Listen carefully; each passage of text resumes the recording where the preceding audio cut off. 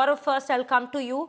Your expectations, your insights on the expectations as to what shall be the top priority for these two leaders when we speak, given the amount of geopolitical events that's taken place. Also, tariff seems to be a very important focus for these two leaders at this point.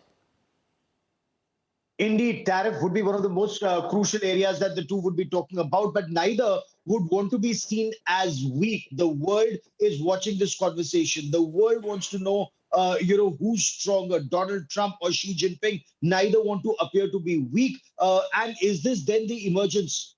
At least step one towards the emergence of what some have described as the G2 format, that the world is divided between China and the United States of America, two different spheres of influence, where the two do not take on each other. Is that even possible, given the very diverse points of view? So from the American point of view, as Bill was also pointing out, America would want to see that those rare earth elements that they've been seeking and China's put restrictions on supply, they remain, the supply chain is not hindered, whether it's for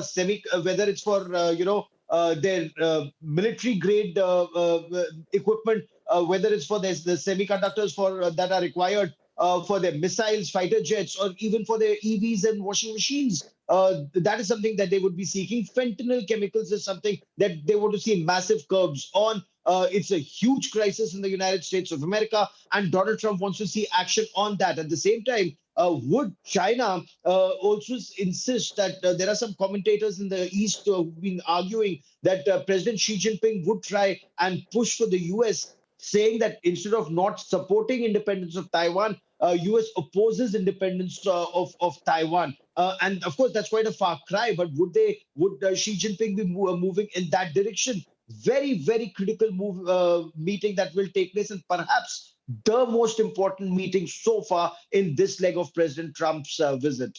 Absolutely. Pranay, I would want to come to you next. Let's understand. We have been speaking about what shall be the top focus, but at this given point, and as Gaurav has underlined very well, that yes, this might actually be one of the most crucial meetings that's taking place in Donald Trump's second term at this given point. But let's also understand this is the same Donald Trump that we are speaking of, who even till very recent times has been extremely, I would say the tone was a little accusatory in terms of speaking about the Chinese president, and be it about trade, be it about the fentanyl linked tariffs that we have spoken of. November 1st, we are supposed to look at 100% tariff that he's also mentioned of. So this meeting comes at the behest of lots that's happening around the world at this point, especially between the United States and China as well. Absolutely, Shreya. But if you have to see that President Donald Trump is the US president who actually initiated a trade war between United States and China during his previous term. Also, after assuming the White House again in his second term, President Donald Trump has initiated hard policies in terms of the tariff. And if you see, this meeting is coming at a time when President Donald Trump want to crack a deal with China, and he has already indicated, because if you see the bilateral trade between United States and China, China is currently enjoying the second extended tariff truce with United States, and which is due to expire on 1st of November. So this meeting is taking place at a very crucial time as far as the bilateral trade with China and United States is concerned, and whose volume is over $500 billion. So definitely it is important in terms of the trade and tariff for the United States as well as for the China. As far as a personal point scoring is concerned, President Donald Trump has already sold it as a big thing. He has, he would want to sell it as his deal making and his peacemaking effort to take China on board. And ahead of that, he has already yielded a concession, because when he was asked about Taiwan, he already said that I don't think that Taiwan would even figure out during his conversation with President Xi Jinping in South Korea, and Taiwan is Taiwan. This is what he said on board Air Force One. So clearly, he has already given a concession as far as the sticking points between these two countries are concerned. But there are other issues. Look, the NVIDIA CEO, Jensen Huang, is already accompanying President Donald Trump, and the chip is an important issue, which was also mentioned by Gaurav Sawant. just a while ago. And this Blackwell chip, which is critical for the advanced computing, which is very important for the AI and other advanced technologies. And US would want to control the NVIDIA chip export to China. That remains an issue. Fentanyl remains an issue. Soybean is also an important issue which President Donald Trump would want to talk. And ahead of this meeting, China has already bought a big consignment of US produced soybean. Right, Pranay. Now, since we are all talking about tariff, I would want to, in fact, take your insights from each of you on the entire tariff situation at this given point. Bill, I'll come to you first. We're speaking of it at a time when we've seen a very intense tariff war continue between these two nations. And yes, it was first President Donald Trump himself who had, in fact, come in to impose those tariffs, almost roughly around, the average is around 55% of tariffs at this given point. From this very meeting that we are looking at, are we looking at a negotiation where, as Trump has spoken about lowering it by 20%, that might actually be finalized upon, or that is something he might actually be agreeing to, to give that leeway to China at this given point? It's really hard to say.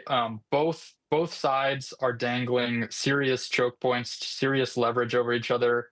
Critical minerals on one side, advanced AI chips on the other side. My sense is that we could see steps towards an agreement, but again, it's going to be very hard to see anything solidify with confidence in a sustainable way. We really need to see this as probably a first step, and one that's tenuous, because, like I say, there's just so much riding on this, and we could see something solidify, we could see something not solidify, but even if something comes, settles, the proof's going to be in the pudding. We have to see it actually sustain itself for months ahead. Right. Gaurav, I think what Bill means here is that whatever is said, whatever deal is made there, or whatever is promised by President Donald Trump out there today, is probably to be taken with a pinch of salt at this given point, given the circumstances. What are your thoughts on this fact that, do you think Donald Trump might be willing to negotiate with China in terms of lowering it by 20%, as has been mentioned by him earlier, in fact, before this very meeting?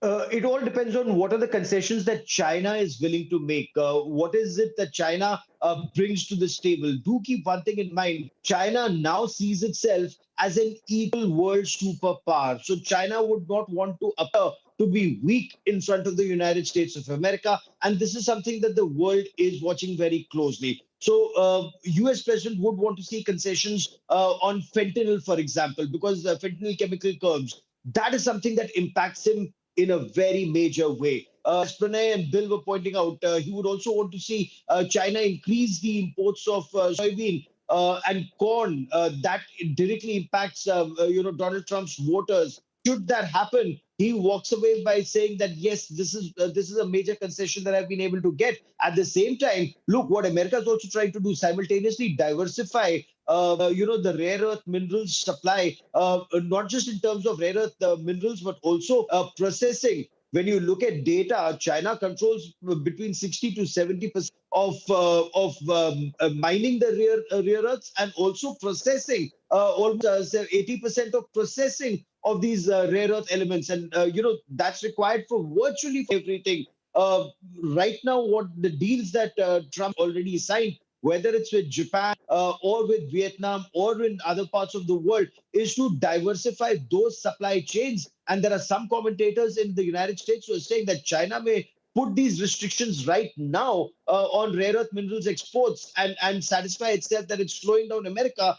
It's almost like drinking poison to quench your thirst, because if America is able to diversify, yes, there are problems. Yes, it'll take time. But once that is done, China also loses out a lot. Xi Jinping also knows that. So both of them would be seeing what concessions they can give to extract the maximum out of the other. Not everything comes out of this first meeting. President Trump, according to reports, likely to visit China sometimes next year and invite Xi Jinping to visit the United States of America. And that is how, step by step, this will be taken forward. But this is extremely crucial because the entire world will be watching how this proceeds. Market will be reacting to every full stop, comma, smile, or handshake or gesture, and of on the final outcome too. Absolutely, Gaurav.